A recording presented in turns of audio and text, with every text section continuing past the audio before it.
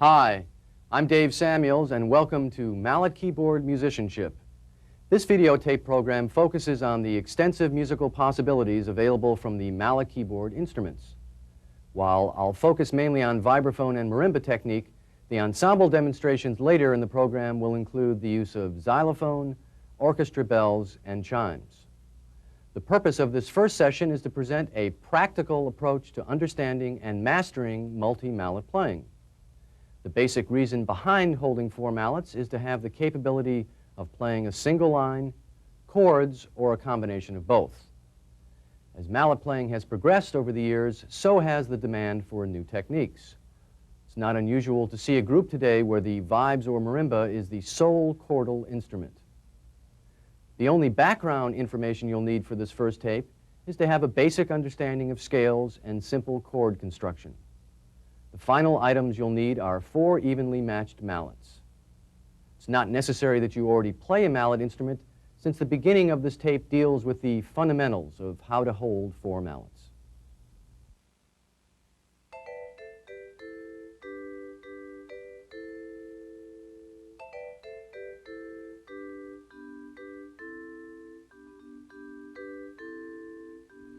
A common misconception is that using 4 mallets is strictly for playing chords. Therefore, there's no reason to hold 4 mallets if you're playing a single line piece. This simply isn't true. Holding 4 mallets can make playing a single line easier and more musical when the notes are distributed amongst the 4 mallets. If you use a 4 mallet approach, you'll never have to deal with the question of whether a piece calls for 2 or 4 mallets. If you have the ability to play a single line, chords, or a combination of both with 4 mallets, you'll be prepared for any musical situation. Therefore, beginning players should start with 4 mallets to utilize the full capabilities of the instrument. You wouldn't start someone studying piano with just 2 fingers and then decide to start adding the other 8 fingers later on. 4 mallet technique has expanded the horizons of mallet players, opening a whole new mode of dynamic expression in a variety of musical settings. There are a number of different ways of holding 4 mallets. Each one has its advantages and disadvantages. There is no best technique. The approach that I'll present here has worked for me and many other fine keyboard players.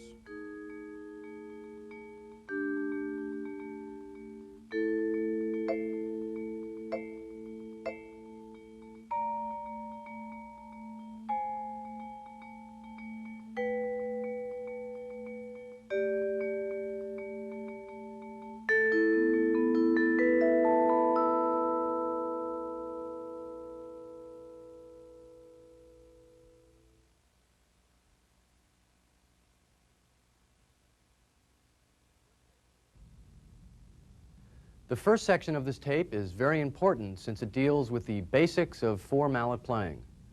Whatever your ultimate goals in playing may be, you must first understand the basics. Once you're able to hold the mallets properly and get a good clean sound on the instrument, you'll be able to go in any musical direction you wish.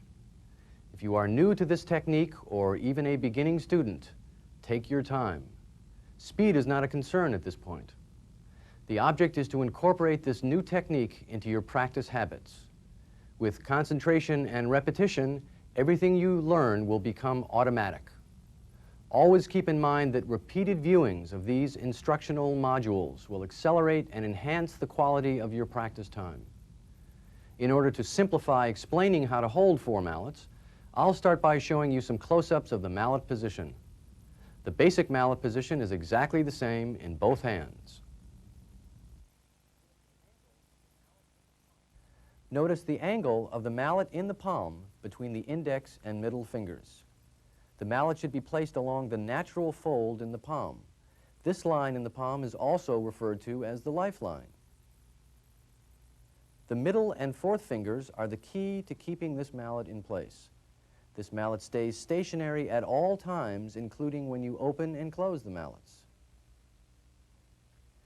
Here you can see that the 2nd mallet is placed on top of the 1st mallet.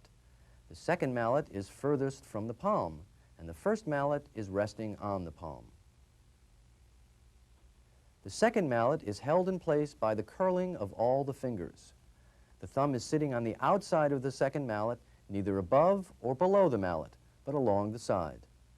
The thumb should not press the mallet down into the bar. It just rests lightly against the side of the second mallet. In this position, the two mallets in each hand should be held so that the mallet heads are spread at about a 45-degree angle. Holding all four mallets, you can number each mallet starting with the outside mallet in the right hand as mallet number 1, and the inside mallet in the same hand as mallet number 2. The inside mallet in the left hand is number 3, and the outside mallet in the same hand is mallet number 4. An important point to notice is that the mallet heads are at different lengths. The inside mallets in both hands, number 2 and number 3, are about a mallet head's length longer than the outside mallets. This is done so as to facilitate playing chords.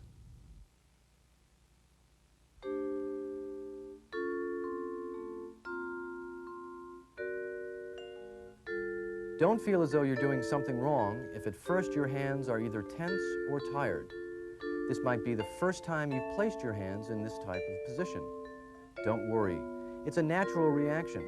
With some concentration and repetition, picking up the mallets will eventually become automatic. Because everybody's hand size is a little different, you may find it impossible to place your fingers exactly as displayed. Try and adapt your hands as best you can, making sure that you follow the general position guidelines.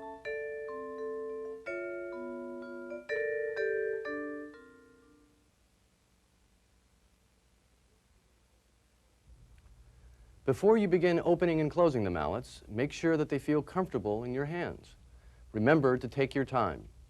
I'll start the explanation of this process with some close-up shots of how the fingers and mallets move while opening and closing. Here, both hands are holding the mallets in the basic position, a 45-degree angle. As the mallets are closed, notice the index finger is moving from between the mallets. Without this, it would be impossible to close the mallets. Also notice the thumb is pushing on the inside mallet in both hands to help close them. As the thumb pushes, the whole hand starts to naturally fold in. The third, fourth, and fifth fingers are curled around the crossed mallets. The fifth finger has moved from between the two mallets into this curled position. In this closed position, the index finger is sitting between the two mallets. Make sure that it's not on top or on either side of the mallets, but is sitting directly between them. The thumb is still pushed up against the inside mallet. The third, fourth, and fifth fingers are curled around the crossed mallets. This is the fully closed position. Notice that the mallet heads do not have to be touching. They only have to be close enough together to play a minor second interval. Check that the mallets are still crossed and that the inside mallet is still a mallet head's length longer than the outside mallet. In order to start opening the mallets, the process is reversed. To open the mallets back to the basic 45-degree position, start sliding the index finger between the mallets. As you do this, your hand will start to unfold as you bring the third, fourth, and fifth fingers back to the basic position as shown. The thumb is not used at all in opening the mallets. In this position, the finger is still sliding down between the mallets as the thumb starts to come up over the inside mallet. The fourth finger starts to move off the outside mallet, and the fifth finger starts to curl around the inside mallet. The middle finger is now the only support holding the outside mallet in place. With the mallets at a full 90-degree angle, the thumb is completely curled around the top of the inside mallet. The index finger is curled around the same mallet. The fourth finger is next to or on the outside mallet. This will depend on the length of your fingers, as the middle finger stabilizes the outside mallet. The fifth finger is totally curled around the inside mallet and is used to pull the inside mallet to its full 90-degree angle. This is very important since the motion of the index finger alone is not enough to push the mallets apart to a full open position.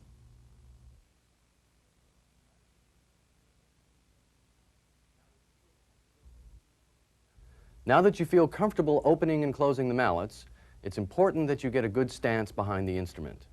When playing any mallet keyboard, it's best to stand in the center of the instrument. On a vibraphone, that's between E above middle C and an octave above middle C. If your vibraphone has a pedal rather than a bar, it's best to place your right foot on the right edge of the pedal. If you have a bar, place your right foot a little to the right of center. Your left foot should be about 1.5 feet from your right foot and slightly behind. When playing the extremities of the instrument, it's necessary to shift your weight from one foot to the other in order to keep your balance and to get a powerful stroke. It's not necessary to have your body always directly behind your hands. By shifting your weight, you can get a powerful stroke without changing the basic body position behind the instrument. When playing any other mallet keyboard instrument, you should stand in the same position as with the vibraphone, except that your feet will be placed evenly next to each other. Depending on the size of the instrument, you will still have to shift your weight as you move from one end to the other. And when playing a very large instrument, such as a full-size marimba, there will even be more lateral movement as you play the extremities of the instrument.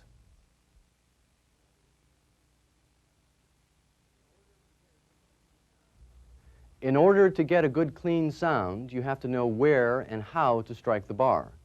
The optimum place to strike the bar on any mallet instrument is in the center of the bar.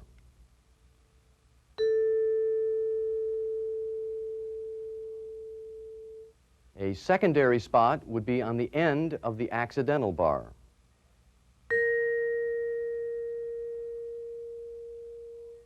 However, don't strike the bar at the nodal point. This is where the chord runs through the bar and the least amount of sound is produced there.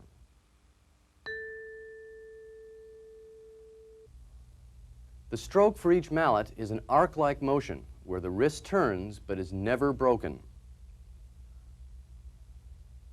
It is not an up and down stroke.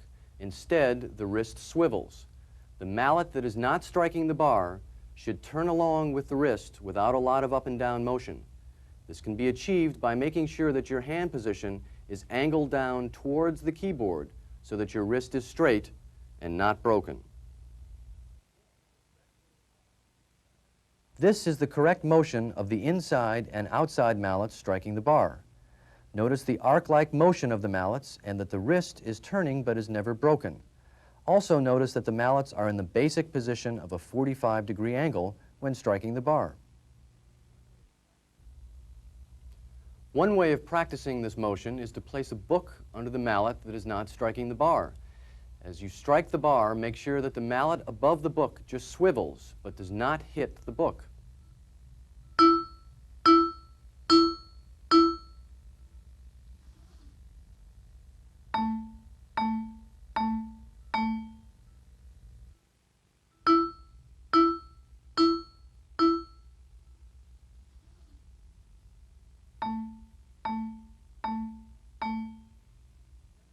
If you're having trouble with this, check to see that your wrist is straight and that your forearm is angled down towards the keyboard.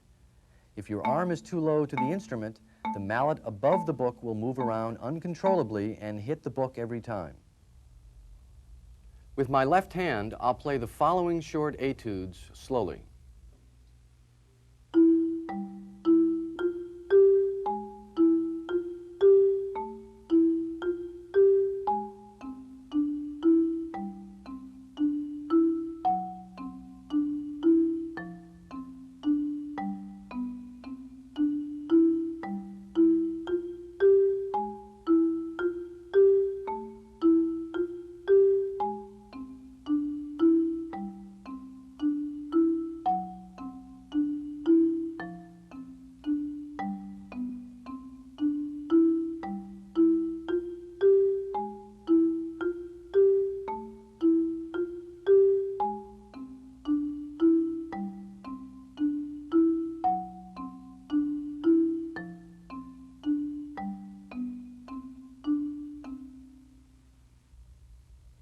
The next etude will be played with the right hand.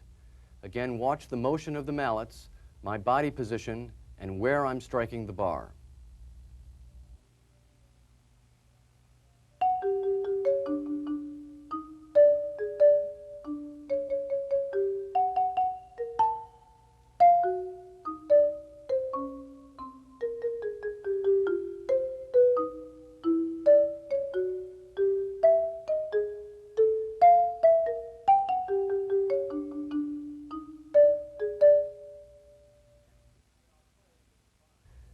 next piece that I'll play will combine both hands. The mallets will be at a 45-degree angle, so opening and closing them will not be a problem. The pedal will also not be used in this piece. Watch my hands to see the mallet position, where I'm striking the bars, and where I'm standing behind the instrument.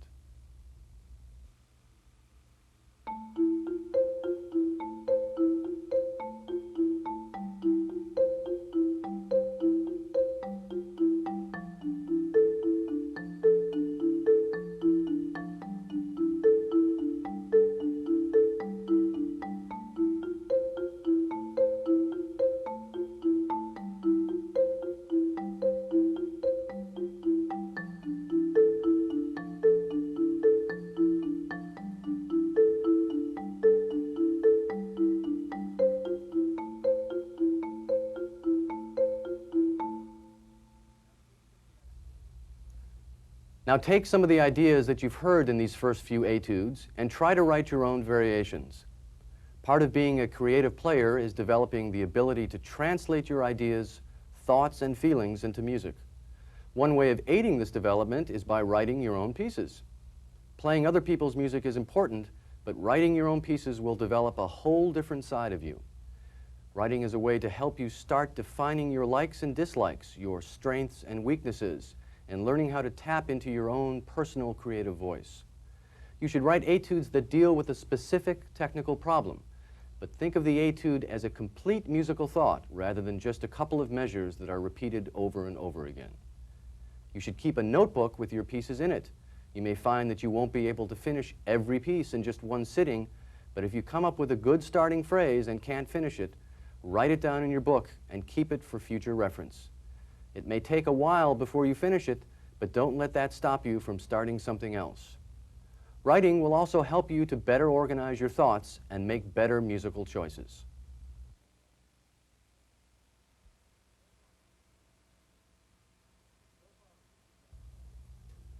So far, the pieces that I played have been designed to strengthen the stroke of each mallet. Now we're going to examine a stepwise motion between the two hands by utilizing the C major scale. You could play the whole scale with any of the four mallets, but that wouldn't necessarily be the most practical approach. Which mallets would you choose if you wanted to alternate notes between both hands? Observe the next example. When playing a C major scale, the best choice of which mallets to use would be mallets number 1 and number 3. The mallet position in the left hand would stay the same, but the position in the right hand would change. Notice that the mallets in the right hand are at a 90-degree angle, and that the stroke of the outside mallet is an up and down motion, while the inside mallet rotates on its axis. In this position, the wrist is broken as you strike the bar. Also notice the position of the mallets and the angle of the hands. The right hand is angled so that mallet number 2 does not hit either mallet number 3 of the left hand or your body. Mallets number 1 and number 3 are angled towards each other so that it's possible to play consecutive notes, such as the C major scale. Now I'll play some scales using mallets number 1 and number 3 with the mallets in the right hand at a 90-degree angle and the mallets in the left hand at a 45-degree angle. Now you try and play some scales using mallets number 1 and number 3. Remember to take your time and concentrate on how you're striking the instrument.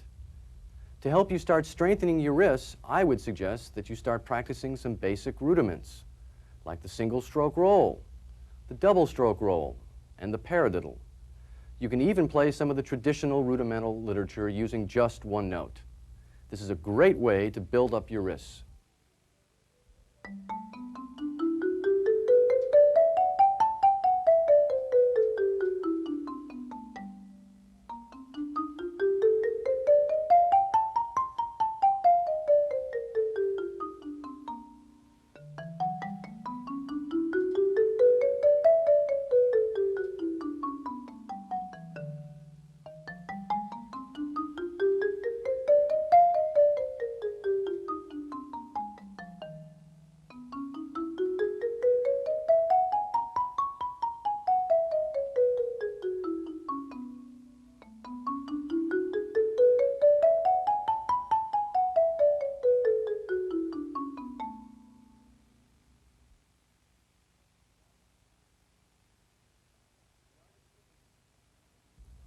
The art of sticking is a technique that deserves careful study. There seems to be a lot of confusion regarding how to choose the best sticking. Most mallet players have been ingrained with the idea of always using alternating stickings, that is, right, left, right, left. A well-rounded keyboard player, however, should have the capability of choosing from a number of different sticking possibilities depending on the particular musical situation. Scales are a good starting point for developing a number of different sticking alternatives. Most of the motion in the arms in playing scales happens when you move from the naturals to the accidentals or vice versa. An E-flat major scale is a good example. As I play this scale with alternating sticking, you'll notice a lot of arm and mallet motion as I move between the naturals and flats. Now, if I play the same scale but double the F and G and C and D with the right hand and the A-flat and B-flat with the left hand, I've eliminated all the back and forth arm motion. All you see is my arms and mallets moving laterally up and down the instrument. Notice that I can also play in the center of the bars with this sticking. I can also play an E major scale, first with the traditional sticking and then playing doubles with my right hand between the F sharp and G sharp and the C sharp and D sharp, and a double with my left hand between A and B.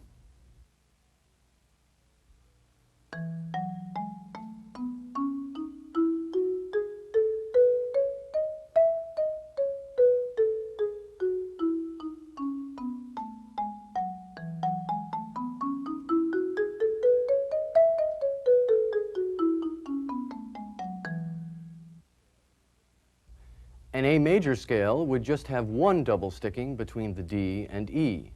In all of the examples so far, the stickings are exactly the same as I play up and down the instrument. Watch again.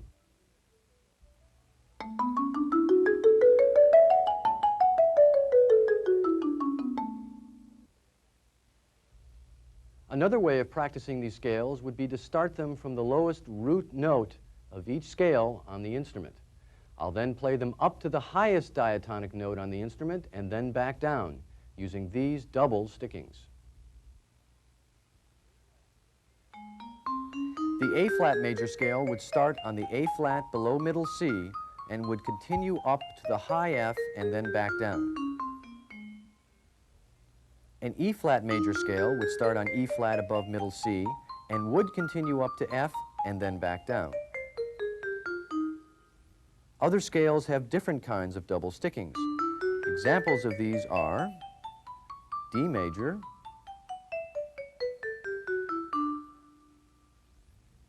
D-flat major,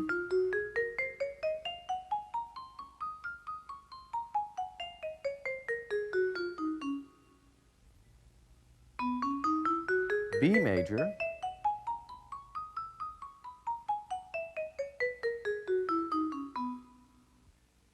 B-flat major,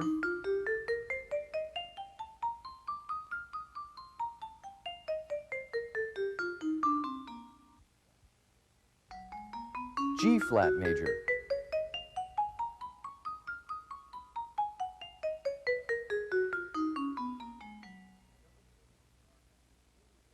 double stickings are effective only if they're played with each stroke sounding even. The double stroke in each hand is just like an open roll drum rudiment, except that there is no bouncing of the stick off the bar. Each stroke is a separate wrist motion. I can practice playing this open roll on any note. I'll begin very slowly, then increase the tempo and vary the dynamics, always making sure that each stroke sounds even.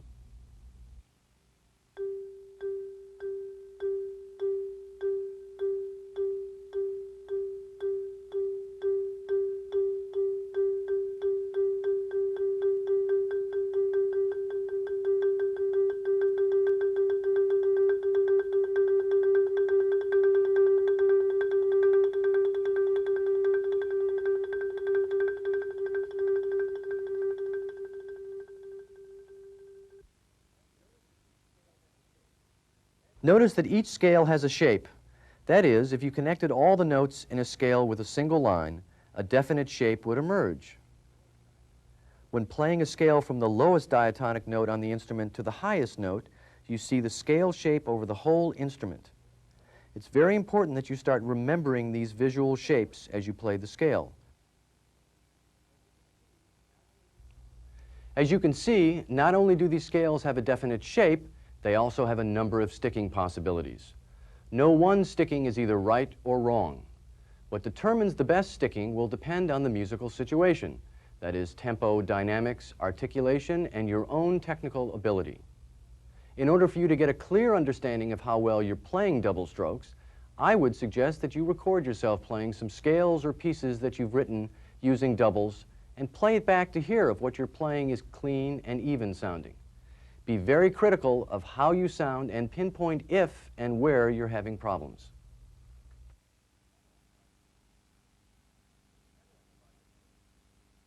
The pedal on the vibraphone is the means by which notes can be sustained and is the most basic way of phrasing on the instrument. As I described earlier in the program, the tip of the right foot is placed on the right edge of the pedal, which would be about 2 inches off the floor. The pedal is attached to a metal rod that is connected to a damper felt that sits beneath the bars. When the pedal is depressed, the damper felt moves down from the bars, letting them vibrate freely.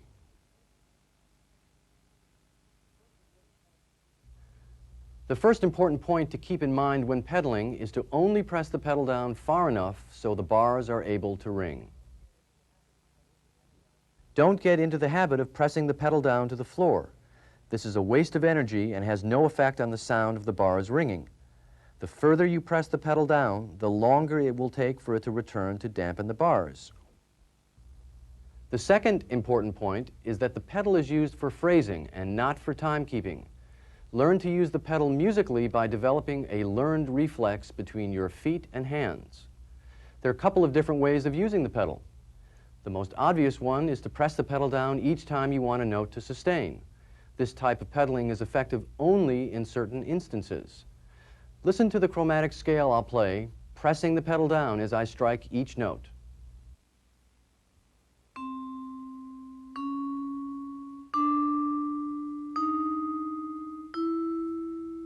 What do you hear? All the notes are ringing together. Remember that what you're trying to achieve as a vibe player is a solid, clean sound. That is, every note should be played with conviction and clarity. If the notes are ringing together and causing a blur of sound, then something is wrong. The reason the notes are ringing together is because I'm pressing the pedal down as I strike each note, and I'm not allowing enough time for the bars to settle into the felt to stop ringing before I press the pedal down again for the next note. Because of this, the notes are ringing together. In order to stop the ringing between the notes, you have to learn to press the pedal down after you strike the note. This is called after pedaling or post pedaling. It's exactly the same way that piano players pedal. Learning to pedal after you strike a note will enable you to get a good, clean sound where every note is crystal clear. I'll play the same chromatic scale again, but this time I'll pedal after I strike each note.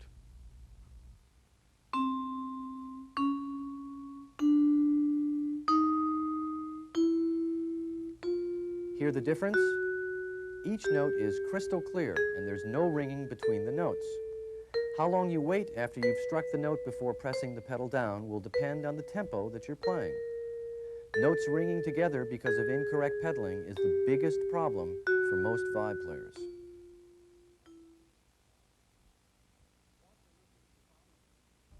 Watch and listen to the following pieces I'll play and pay special attention to how and when I'm pedaling.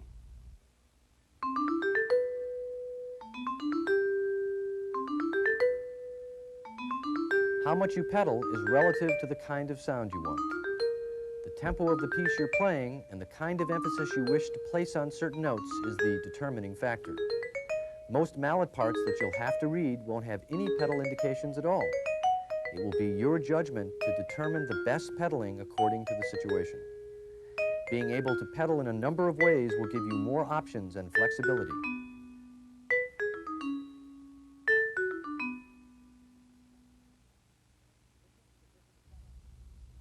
Listen to the different effects I can achieve playing the same piece, but changing the pedaling each time I play it.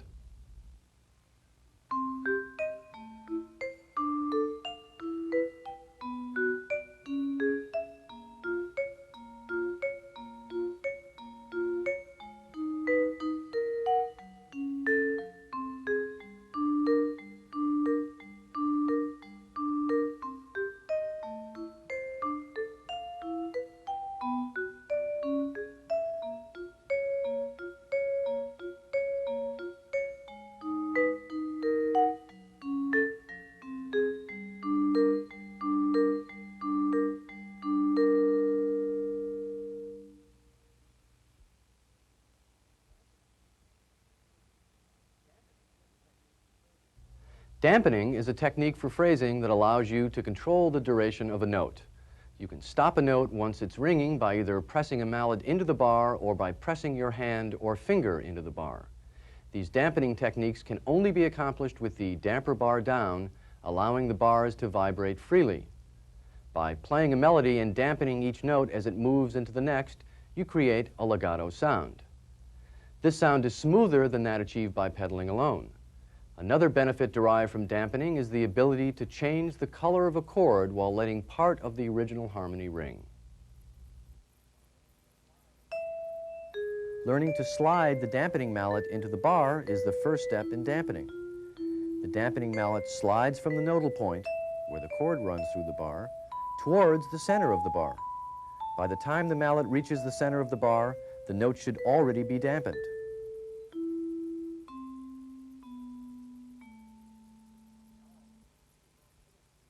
Now I'll play C above middle C with mallet number 1 and dampen it with the same mallet. Notice that the pedal is pressed and that you don't hear any attack of the mallet dampening the bar. Watch and listen as I play other notes with the same mallet dampening the bar.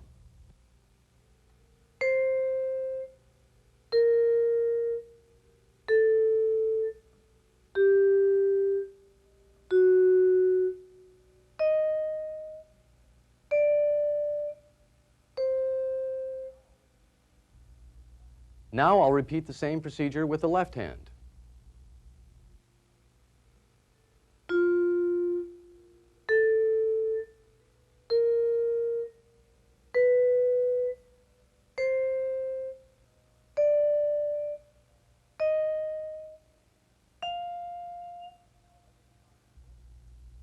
Now let's combine both hands to create a slur between the notes. Try and imagine that you're playing a wind instrument moving from one note to the next without taking a breath. Listen to the following example. In order to play this example correctly, you have to coordinate your hands so that you're playing the second note while you're dampening the first note. The mallet that's dampening should slide into the bar without any contact sound. There are a couple of key points to remember when practicing this example. The first is not to dampen the first note before playing the second one. This will cause a break in the sound. Also, be certain that you're not letting the first note ring while playing the second note. Remember, the goal is to achieve a continuous sound from one note into the next.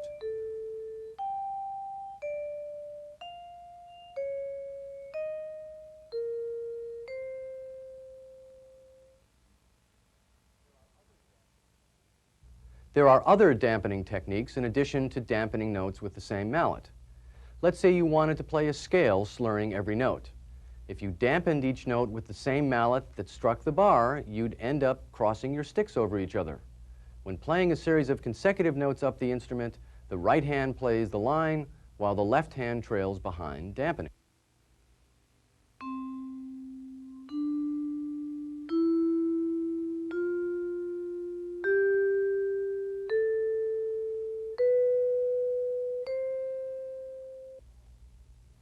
The reverse is also true. When playing a series of consecutive notes down the instrument, the left hand plays the line while the right hand trails behind and dampens.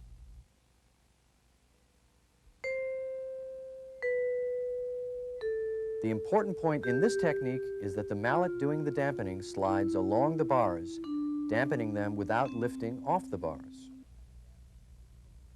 Another kind of dampening that can be used is hand dampening. This technique is more limited in its usage than mallet dampening. Hand dampening is used in situations where it's not convenient or possible to use mallet dampening. This technique is only used between the naturals and the accidentals. Observe the following example. In this situation, it would be difficult to dampen the F sharp with mallet number 3 and then move back down to play the low B with mallet number 4. The problem would be even more exaggerated at a very fast tempo. Hand dampening is accomplished by pressing the first and second joints of the second, third, fourth, and fifth fingers onto the bar being dampened. You can only hand dampen when playing with the first and fourth mallets. You also have to make sure that mallets number 2 and number 3 don't hit the keyboard as you're hand dampening. In this example, both the G and F sharp are played with mallet number 1. As you play the F sharp, place your fingers on the G to dampen it. You should dampen the G as you strike the F sharp. Make sure as you strike the F sharp and dampen the G, your inside number 2 mallet is high enough above the keyboard so it doesn't hit an extra note as you play the F sharp. Practice going from the G to the F sharp until you can dampen these notes smoothly.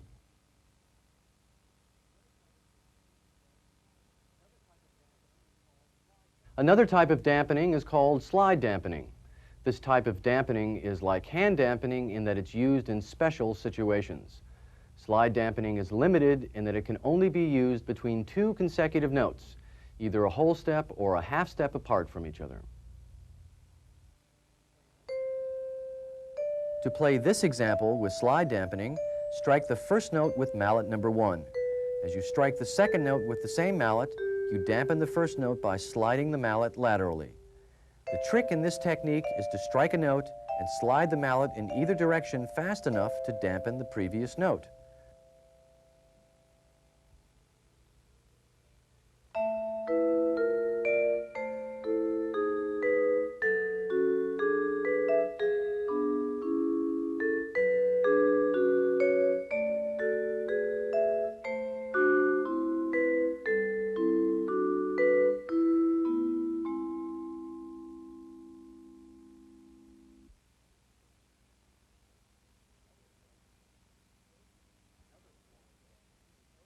Another form of dampening is ghosting notes, or dead strokes. When playing a dead stroke, the mallet strikes the bar, but is not lifted off the bar, thus choking the sound of the note. This muted sound is used extensively in jazz improvisation, where certain notes will be muted in order to change the inflection of a line. Try playing one note with the mallet number 1 and alternate between a regular stroke, where the mallet lifts off the bar, and a dead stroke, where the mallet stays on the bar. Practice this with each of the 4 mallets.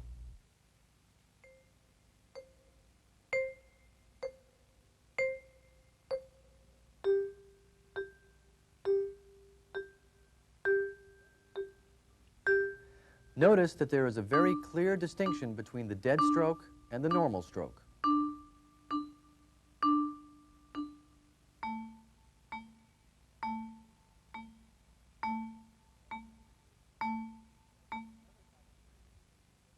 Another type of phrasing can be achieved by combining dampening, dead strokes, and pedaling.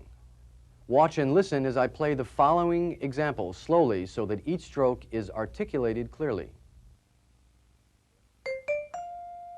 The first note C is a dead stroke, and the second note D is dampened into the F. The pedal is pressed on the third beat.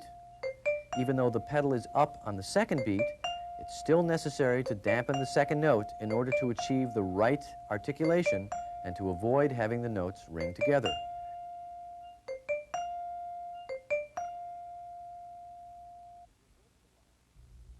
You can reverse the line so that it moves down rather than up.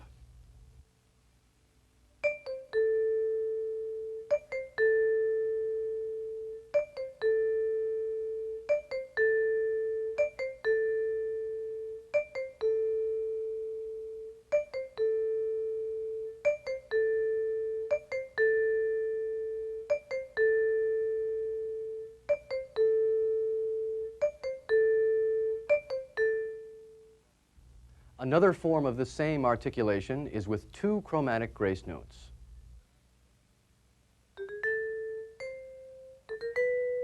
Make sure that you follow all the sticking and pedal markings.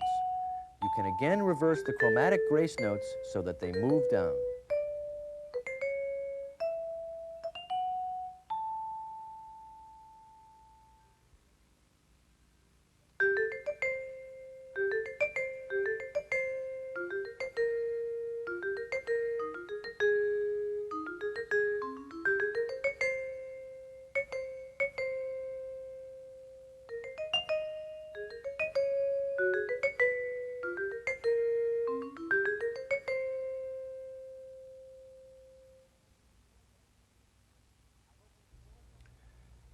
I hope you've enjoyed Volume 1 of this program.